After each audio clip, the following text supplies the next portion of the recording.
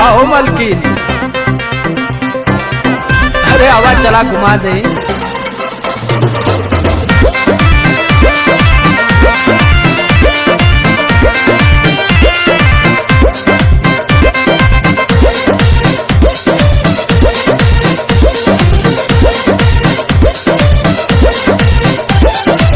चलो ना जानू आज पटना घुमा दूं। अच्छा? चल के बजरिया में शॉपिंग करा दूं।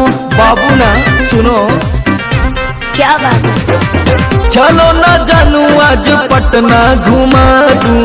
चल के बजरिया में शॉपिंग करा दूं। चढ़ब न फेरू सफरिया पिया, काले से उठे दरदिया पिया, अरे? कमरिया पिया, कमरिया पिया, भइल बालक के कमरिया पिया, कमरिया पिया, कमरिया पिया, भइल बालक के कमरिया पिया। अरे तो बरियार फौजियत हो गई।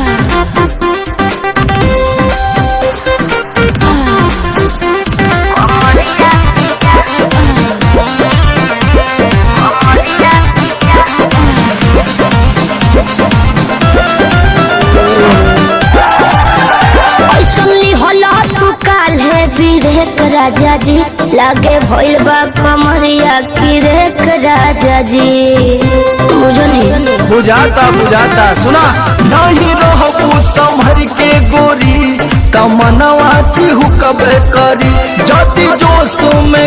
हेलो गाइस, अगर हमारा वीडियो अच्छा लगा तो प्लीज़ लाइक और शेयर ज़रूर कीजिएगा।